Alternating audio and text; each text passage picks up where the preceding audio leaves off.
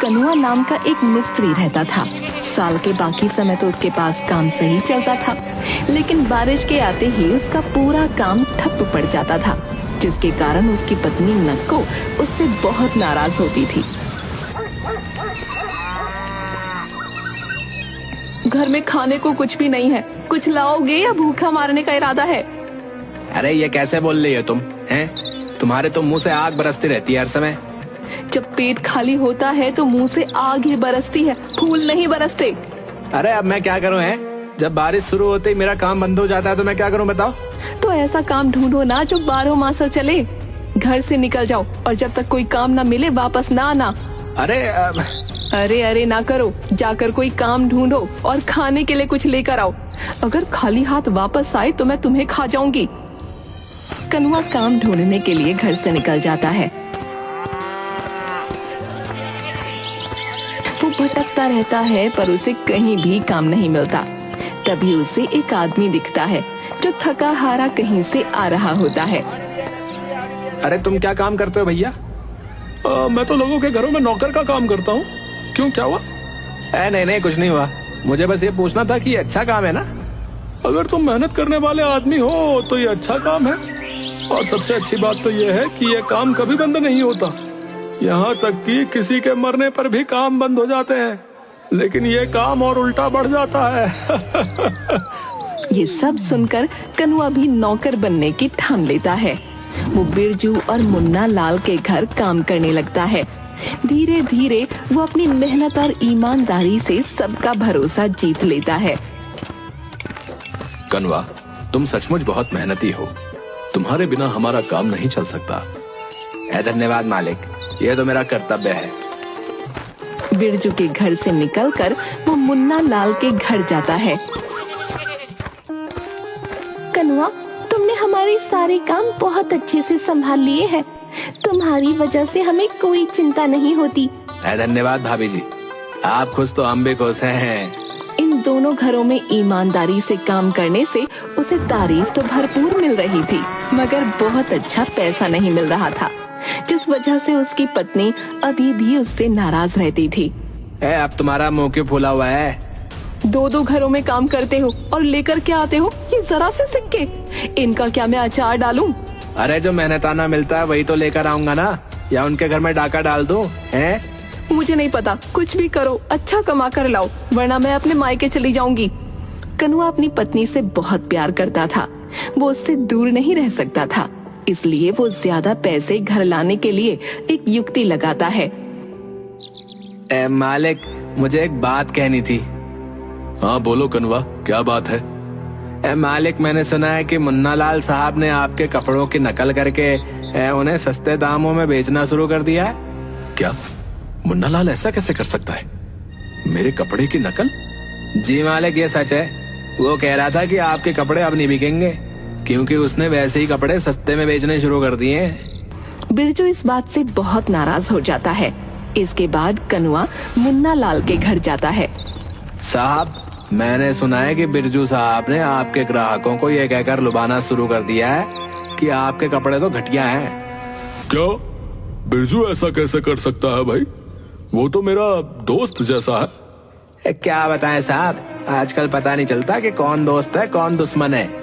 मैंने खुद सुना है, वो कह रहे थे कि आपके कपड़े किसी के लायक नहीं है और लोग अब उनके पास ही आएंगे। मुन्ना लाल भी इस बात से बहुत नाराज हो जाता है। दोनों के बीच तनाव बढ़ने लगता है। कनुआ अब उनकी पत्नियों के बीच भी आग लगाने की योजना बनाता है। भाभी जी, चांदनी भाभी कह रही थी कि आपका पहनावा बहुत खराब है और आपकी चुनी हुई साड़ियाँ पुरानी जैसी लगती हैं। क्या? चांदनी ऐसा कैसे कह सकती है? मैं उसे दिखाऊंगी कि असली पहनावा क्या होता है। बड़ी आई। भाभी जी, सरिता भाभी कह रही थी कि आपकी साड़ियाँ देखकर ऐसा लगता है जैसे कि मछली बेचने वाली की साड़ी हो। मुझे पता ही था कि वो मुझसे जलती है, जल कुकड़ी कहीं की। कनुआ ने बिरजू और मुन्ना लाल के परिवारों के बीच अनकही दुश्मनी पैदा कर दी थी। वो लोग एक दूसरे से चिढ़ने लगे। लेकिन जब दिवाली आई तो सरिता ने सोचा कि त्योहार के मौके पर दुश्मनी खत्म कर देनी चाहिए। उसने कनुआ से कहा, कनुआ, ये मिठाई मुन्ना लाल के घर दे आना और कहना कि दिवाली की शुभकामनाएं। ठीक है भाभी जी, अभी दे के आता हूँ। लेकिन रास्ते में ही कनुआ वो मिठाई खा गया। फिर जब वो चांदनी के घर पहुंचा तो चांदनी ने भी कनुआ के हाथ बिरजू के घर मिठाई भिजवाई। लेकिन इस बार कनुआ मिठाई को अपने घर ले गया। मैंने मिठाई भेजी, लेकिन चांदनी से इतना ना हुआ कि वो भी भेज देती। मुझे बड़ा ही शौक चढ़ा था दोस्ती करने का, पर सरिता इस लायक है ही नहीं। मेरी मिठाई देखकर थोड़ी शर्म ही कर लेती। अब आखिर उसने उन्हें धोखा देने का सोचा, जिसके लिए वो इतने समय से तैयारी कर रहा था। मालिक, मेरी पत्नी बहुत बीमार है, इलाज के लिए बहुत से पैसों की जरूरत है मालिक। कितने पैसे चाहिए कनुआ? मालिक, कम से कम 50,000। ठीक है, ये लो, और पैसे भी जल्दी लौटा देना। जी मालिक, धन्यवाद। कनुआ पैसे लेकर गायब हो जाता है और काम पर वापस नहीं आता। नक्को वो पैसे देखकर बहुत खुश होती है, पर उधर बिरजू बहुत गुस्से में आ जाता है और तुरंत पंचायत बुलाने का फैसला करता है। सरपंच जी, कनुआ ने मेरी मदद का गलत फायदा उठाकर बहुत सारे पैसे ले लिए और अब वो काम छोड़कर भाग गया है। हमें इस धोखेबाज को सजा देनी होगी। अब हम कनुआ को बुलाकर उसका पक्ष भी सुनेंगे और फिर उचित निर्णय लेंगे। पंचायत में कनुआ को बुलाया जाता है। वहाँ बिरजू, नक्को, सरिता, मुन्ना लाल, चांदनी और गांव के अन्य लोग भी मौजूद थे। कनुआ, तुम्हारे ऊपर गंभीर आरोप लगे हैं। बिरजू का कहना है कि तुमने उससे धोखाधड़ी करके पैसे ले लिए हैं और काम छोड़कर भाग गए। क्या ये सच है? सरपंच जी, ये सरासर झूठ है। इन्होंने खुद मुझे काम से निकाला था। इसी बीच मुन्ना लाल और चांदनी बोल पड़ते हैं। सरपंच जी, बिरजू हमेशा खुद को बड़ा दिखाने की कोशिश करता है। वो अपने नौकरों को हमेशा तंग करता है। हाँ, और बिरजू की पत्नी सरिता भी कम नहीं है। वो भी कनुआ को परेशान करती रहती थी, मैंने खुद देखा है। हाय झूठी कहीं की, झूठ नहीं सच है ये। मुझे देखो, मैं तो बिल्कुल हट्टी कट्टी हूँ। ये लोग झूठी कहानी बना रहे हैं कि मैं बीमार हूँ। बहुत बड़े झूठे हैं ये दोनों पति पत्नी। उन तीनों की बात से कनुआ को सहानुभूति मिलने लगती है। कनुआ के खिलाफ कोई सबूत नहीं है, बल्कि गवाह उसके हक में है, इसलिए कनुआ आजाद है। लेकिन सरपंच जी, उसने मेरे साथ धोखा किया है। देखो भाई, फैसला हो चुका है। कनुआ राहत की सांस लेता है और पंचायत से बच निकलता है। बिरजू के यहाँ काम छोड़कर उसने सरपंच के यहाँ काम करना शुरू कर दिया और वो सरपंच का बहुत चहीता बन गया। इस दौरान एक दिन चांदनी अपने गहनों की मरम्मत करवाने बाजार जा रही थी। कनुआ, मैं बाजार जा रही हूँ, गहनों की मरम्मत करवानी है, घर का ख्याल रखना। अरे आप क्यों तकलीफ कर रही हैं? मैं ही आपके गहनों की मरम्मत करवा लाऊंगा, आप मुझे दे दीजिए। ठीक है, तुम भरोसेमंद आदमी हो, ये लो, ध्यान रखना। चांदनी ने कनुआ को अपने गहने सौंप दिए, लेकिन कनुआ उन्हें लेकर गायब हो गया। चांदनी मुन्ना लाल के साथ उसके घर पहुंची तो कनुआ ने इससे साफ इनकार कर दिया। थक हार कर उन दोनों ने पंचायत में शिकायत दर्ज करवाई। कनुआ, तुम्हारे ऊपर गहने चुराने का आरोप है, क्या ये सच है? सरपंच जी, मैंने ऐसा कुछ नहीं किया है, ये गलतफहमी है। गलतफहमी? मेरे गहने तुमने ही लिए थे और अब झूठ बोल रहे हो।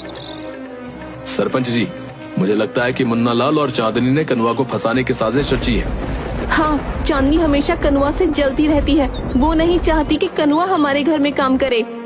अरे, इसने तुम्हारे साथ भी तो यही किया था।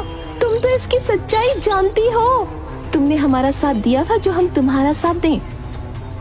कनुआ मेरे घर में भी काम करता है और मैं उसे जानता हूँ, वो ऐसा कभी नहीं कर सकता। कनुआ एक बार फिर से बच जाता है।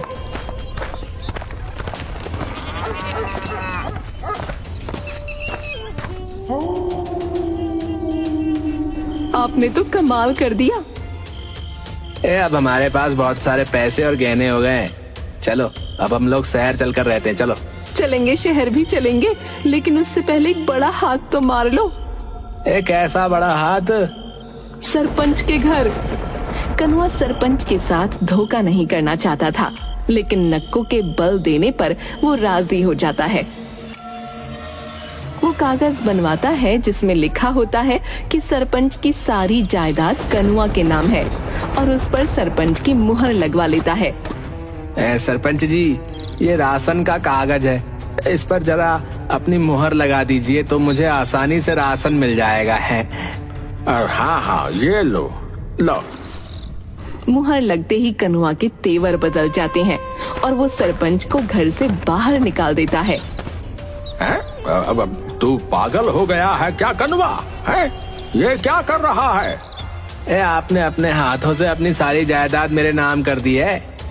ये घर अब मेरा है, इसीलिए फौरन यहाँ से निकल जाओ, समझ गए?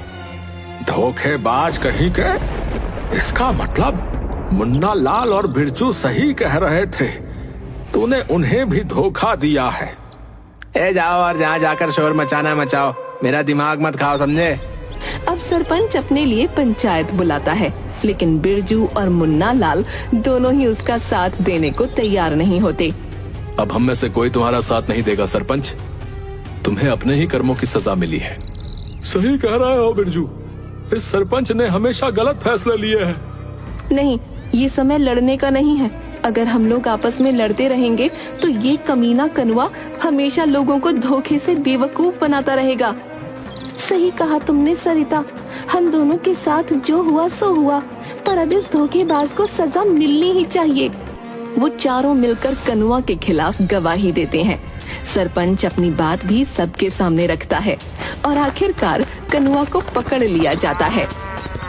ये कागजात अभी के अभी मुझे वापस कर दो, और दूसरा जो तुमने बिरजू के पैसे लिए और मुन्ना लाल के गहने हड़पे, उन्हें भी वापस कर दो, और अब तुम्हें आजीवन कारावास दिया जाता है। नहीं नहीं, ऐसा ना करो, मेरे पति को छोड़ दो। आपके चिल्ला रही है कमीनी है? ये सब तेरी वजह से ही हुआ है। ना मैंने तेरी बात मानी होती और ना आज मैं इस जगह पे खड़ा होता, समझी? कनुआ उन लोगों के पैसे, गहने और कागजात वापस कर देता है और फिर उसे कारावास में डाल दिया जाता है।